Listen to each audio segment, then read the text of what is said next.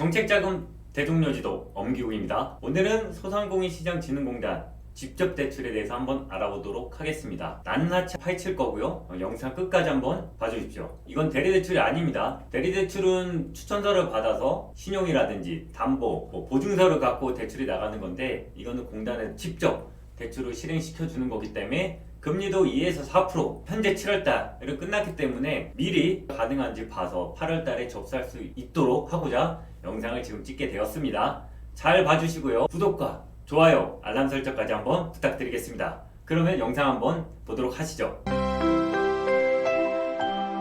소상공인시장진흥공단의 조건이 되는지를 보시려면 소상공인이어야 됩니다. 소상공인 보는 것은 직원 수랑 매출이에요. 매출은 여기 보시다시피 제조업은 두 개로 나뉘는데 120억이 있고요. 최근에는 140억까지 올린다고 하는데 80억이 있습니다. 일반적으로 저희가 보는 도소매는 50억. 그리고 네 가지 업종, 제조, 광업, 운수, 건설 업종만 10명 미만이고요. 나머지 그 외의 기업은 5명 미만입니다. 그게 소상공인이고요. 그 조건에서 내 대표자는 제외되고 연구인력이 있다. 만약에 11명인데 연구인력이 2명이에요. 그러면 9명이잖아요. 조건이 되는 건데 공단에서는 안 된다고 할 수도 있기 때문에 그때는 따지셔야 됩니다. 이 조건이 돼야지만 소상공인에 대한 기업인 거고 소상공인시장진흥공단에 대한 대출 자격 조건이 되는 겁니다. 그러면 이제 소상공인 관련돼 가지고 조건이 가능하다라고 하면 이제 가이드를 한번 보도록 할게요. 자금은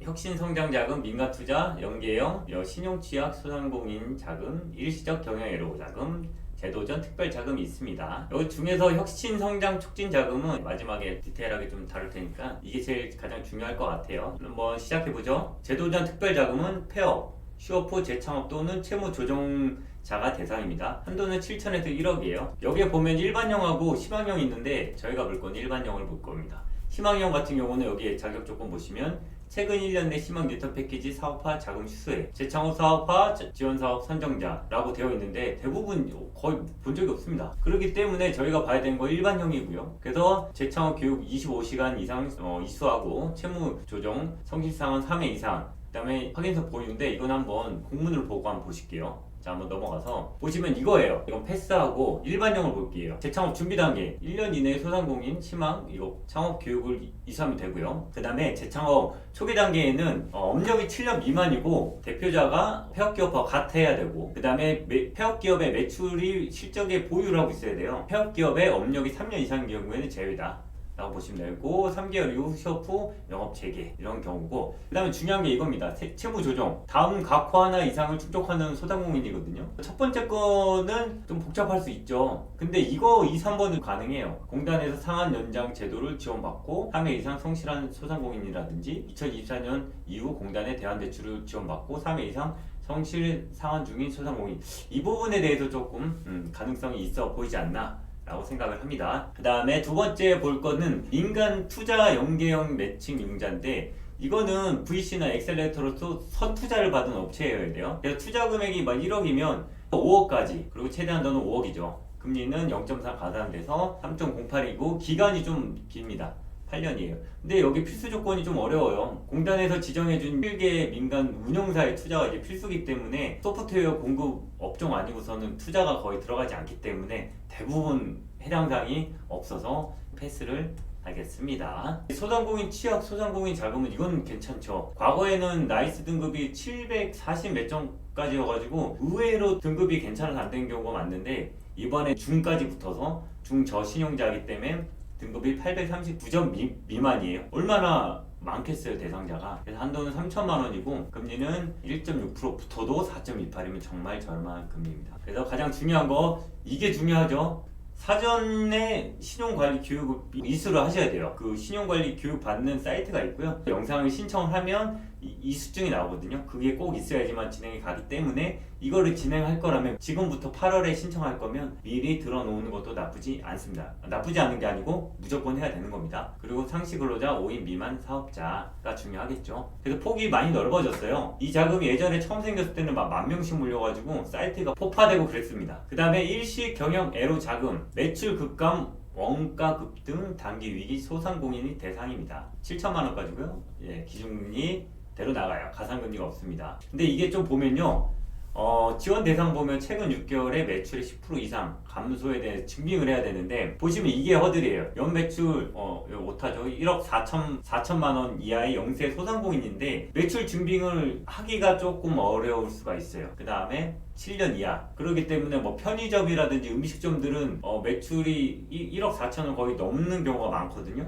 그러다 보니 조금 어려운 경우가 있고요. 그래서 원재료 급등 이런 재난 피해 등으로 했을 때 쓸 수가 있습니다. 그 다음에 가장 중요한 거 혁신 성장 촉진 자금입니다. 이것도 마찬가지 두 가지예요. 혁신형과 일반형이 있습니다. 그럼 저희는 이제 혁신형하고 일반형을 섞을 건데 한도는 운전 2억이고 시설이 10억이지만 실질력이 실무에서 나갔을 때는 한 9천 정도인 것 같아요. 초반에 2024년 1월에 나왔을 때는요 1억 5천 막 2억까지도 나왔거든요. 근데 해보니까 잘 나오지 않습니다. 금리는 3.08이고 운전자금은 5년이고 시설은 8년입니다. 자, 여기 자격 조건이 중요합니다. 이제 봐야 돼요. 혁신에서 저희가 진행하다 보면 수출, 실적 업체 1년 이내에 간접이든 직접이든 상관이 없고요. 네, 1,000불 이상. 그 다음에 2년 이상 매출이 10% 증가인데 지금 2025년도니까 24년, 23년, 22년 6천만원, 뭐 1억, 뭐 1억 2천이다. 그러면은 이렇게 10%씩 올라갔잖아요. 이런 경우는 오케이, 진행 가능. 근데 이때가 만약에 4천만원이다. 이건 진행이 안 됩니다. 최소 5천만원 이상 돼야 된다는 걸 꼭 알고 계셔야 되고요. 스마트 공장 도입기업 되고 강한 소상공인, 로컬 크리에이트 등 이게 진행이 가능한데 저희가 볼 것은 1번하고 2번을 많이 보게 되고요. 그 다음에 이쪽에 가서 이런 거는 있는 기업들은 그냥 되는 거고, 네, 그 다음에 이걸 봐야죠. 스마트 기술 도입 기업이에요. 그래서 지금 스마트 기계를 쓰고 있는 쉽게 얘기해서 식당에서 뭐 키오스크라든지 아니면 테이블 오더, 그 다음에 서빙하는 뭐 기계들 있잖아요 요즘. 그런 것들이 있으면은 진행이 가능합니다. 그래서 이런 조건이 되면 무조건 이제 진행할 수 있기 때문에 신청을 하고 보는 거죠. 자, 그러면 이제 한눈에 우리가 비교를 해서 마무리 한번 줘볼게요. 자, 혁신 성장 자금은 우리가 집중해서 해야 되는 거기 때문에 운전은 2억, 시설이 10억까지지만 일반적으로 운전 자금은 한 9천만 원이 맥스인 것 같다라고 보이고요. 시설은 의외로 잘 안 나오더라고요.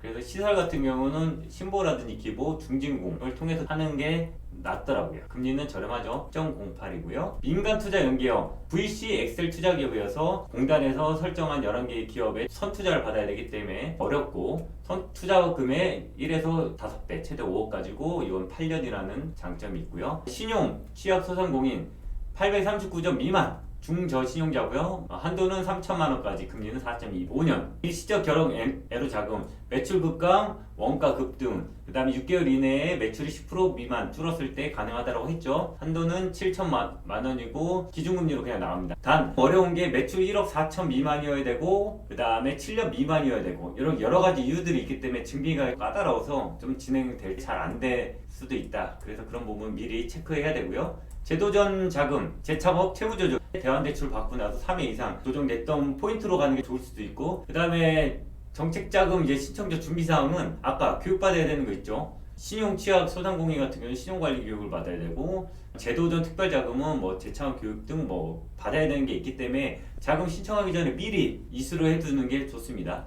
그리고 서류 준비는 요즘은 다 끌어오기 때문에 이런 것보다 가장 중요한 거 임대차 계약서가 의외로 찾을 때 안 나와요. 그 다음에 개인은 상관없지만 법인 인감증명서가 3개월 이내에 필요한데 그거는 그때 가서 준비해도 되기 때문에 임대차 계약서 자가일 경우에는 상관이 없죠. 등기부를 뽑으면 되니까. 신청 시기가 중요하죠. 특히 중저 신용자는 금방 소진될 수 있어요. 신용이 안 좋으신 분들이 대출받기가 워낙 어렵고 금리가 싸기 때문에 몰린단 말이죠. 그런 분들 미리 이수를 해놓고 신청을 해야 되기 때문에 이거는 빨리 준비를 해 두셔야 됩니다. 그리고 이것도 중요한 포인트가 될 수 있는데 조건이 여러 가지가 맞아요. 그러면 거기 중에서 나한테 어떤 게 맞는지 선택을 해야 돼요. 왜냐? 자금을 하나만 받고 끝나는 게 아니에요. 중복으로 몇 가지를 받을 수 있기 때문에 어떤 거의 선택에 따라서 한도의 폭이 달라질 수 있다. 그렇기 때문에 맞는 사항의 자금을 받으셔야 됩니다. 자세한 내용은 아래 소상공인진흥공단 홈페이지에서 확인되고 기업마당에서도 나오고요. 유튜브 채널 정책자금 대동여지도 구독과 알림 설정 해두시면 영상이 올라왔을 때 실시간으로 확인이 가능하시니까 대표님들이 자금 언제 나오고 어떤 게 신청이 가능한지 볼 수 있기 때문에 참고해 주셔가지고 놓치지 않고 꼭